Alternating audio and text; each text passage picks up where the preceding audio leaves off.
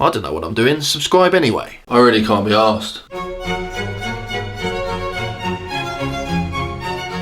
Welcome to my workstation. Obviously it's messy as shit. I should really clean all this up, but you know, whatever, fucking So basically, if I'm hungry, I need some money, and to get money I come to this place, and this, believe it or not, makes me money. I pick something up and I go to somebody and I say, can I use my tool on you? And they say, how much? And I say, £15 an hour. And they say, really? And I say, do you want my tool or do you not? And they say, yes, just give me your tool, like £15 an hour, yes. Next thing I know, I'm doing all this and I'm doing this and I pick up this and yeah. Believe it or not, this video could actually be educational to you guys if you're thinking about doing a little bit of decorating around the house. Basically, whatever I do the opposite. I don't know how I've made a living out of this shit, honestly. What do decorators and serial killers have in common?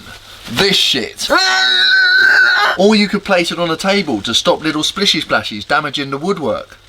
Can you guys hear the rain? If you can hear the rain, I'm sorry, but it's the rain. What am I going to do about it? It's June and it's been raining every single day, and I'm trying to not be negative, but I am negative because it's June and it's been raining every single day and I'm decorating. I'm decorating in June and it's raining. Why am I not on a beach drinking Sankarulukas in the sun? Anyway, what we want to do now, we've got some wood in the other room and it's got a little hole in it, and what you do with that, you stick some wood filler in it. Ronseal does kind of exactly what it does on the tin sometimes. Sometimes it does fuck all that it says on the tin, and I want to take it back to the shop but I haven't got the receipt. Now in all honesty, this stuff's really good, so if you're looking to stick something in some wood, get some Ronseal wood filler, used by Jason Statham in the movie Gorilla Cunt. I always forget to clean my filling knife, so I always spend the beginning of the day going, pick up one of these, splonk a bit of that. That's too much. You don't need that much. You get some of this stuff and it's the stuff that makes it go hard. Honestly guys, I thought my dick was hard, but this stuff makes my dick look like a wet mollusk. I once stuck loads of this shit into some wood and I forgot to put the harder in it. I come back 5 days later and it's still soft as a baby's bumhole. Ugh. Rule number 1 of YouTube, never say baby's bumhole. Anyway, it's a race against time guys. I've got to get this in the wood quick, otherwise it's going to go hard. Let's do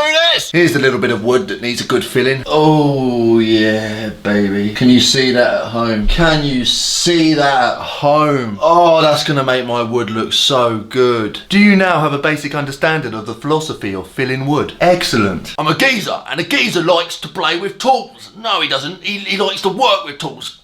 Little kids play with tools. I'm a geezer. What am I doing? I hope you bastards are ready to watch me paint.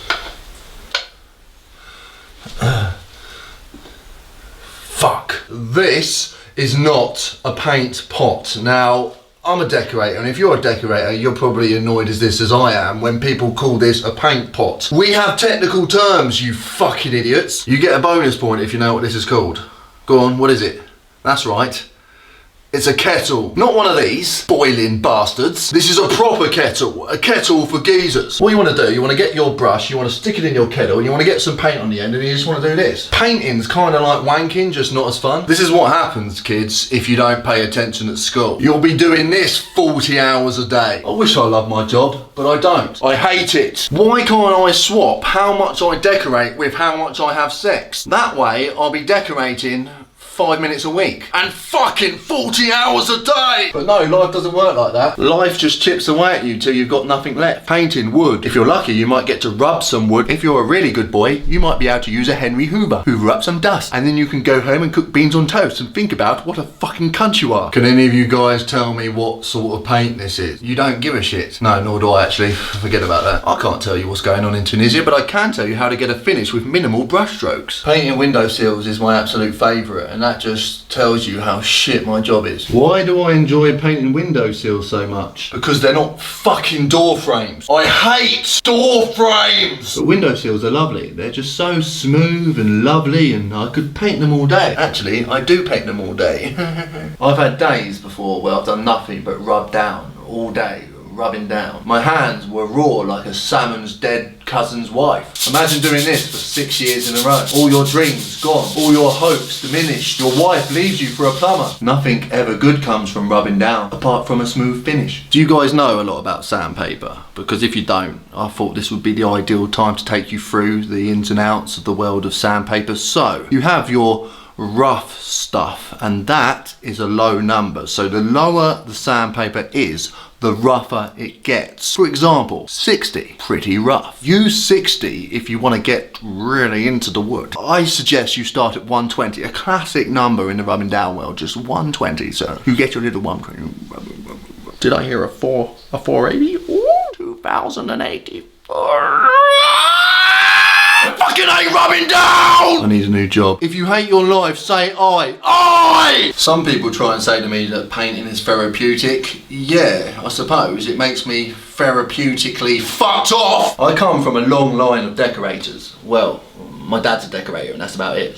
So not really a long line, just a tiny little stubby line. My dad was a decorator and he told me, Danny, whatever you do, don't be a decorator. I'm a fucking decorator. A shit one as well. At least if I was a good one, my daddy would be proud of me. But no, he just looks at me with those disappointed eyes and thinks to himself, why let me down like this? There's fucking drips everywhere. You've got paint on the carpet, boy. I can't help but feel I've let my daddy down. He's the best decorator around. I'm not even fucking about. He wallpapered the Queen's house. I know that sounds like bollocks, like, yeah, my daddy's better than your daddy. My daddy wallpapered the Queen's house. My daddy did wallpaper the Queen's house, so suck my titty. I can't even wallpaper because I'm a useless cunt. But yeah, my daddy is a really good decorator and But that doesn't stop him from completely fucking it. So let me tell you a few of my favourite father fuck it at work stories. So we were painting on the stairs like that, and he was up a ladder, right, and it was like on an angle on the stairs, and I was painting under the ladder doing some like painting. I looked at the ladder and I said, that ain't safe, man, that's gonna stack it. And he goes, no, it's fine. And he's on it up high like a fucking gymnastic geezer, and then I said, Dad, that ladder's gonna fall. And I was under it, and I don't know if you see my dad, but he's a big geezer, and I thought to myself, if this falls, I'm gonna have my dad's arsehole in my ears, and I don't really want that. So I got out of the way and I tried to convince him to get off the ladder, and he wouldn't have none of it. 5 seconds later, bang, smack, wallop, crash, bosh. He's only gone and flipped backwards, arse head down, what down the stairs. I've seen 11-year-old gymnastics flip less than this cunt. So he starts squealing like a little piggy. Oh no, I think I broke my spine. I hate to say I told you so, Daddy, but you fucked it, didn't you? The scary thing is if I hadn't have moved, I would have literally been squished to death by my dad. The man who gave me life out of his ballsack almost took it away with his fat ass. Can you imagine if my dad had literally sat on my head to death? My head lodged firmly up his cravats, suffocating on sphincter. Daddy, why do you sit on my head? Sorry, son, I didn't see you there. It was a right fuck up. So I called the ambulance, they turned up and they took one look at him and went, he's fucked it, innit? I said, yeah, that's exactly why I called you, he's completely fucked it. My dad was there lying on the floor and he goes, I fucked it. They said, you fucked it, haven't you? I said, he's fucked it. My dad went, I've definitely fucked it. They called up this geezer from the hospital and they said, oh, he's fucked it over here. I said, he's fucked it. I fucked it. So it was clear that he'd fucked it. They've only gone and called a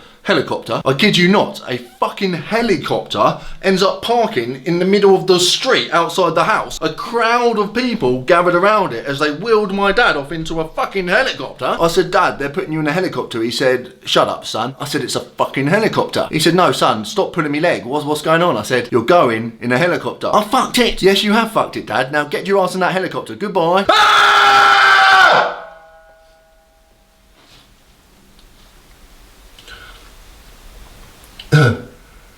And all I did was spill some paint in a garden shed.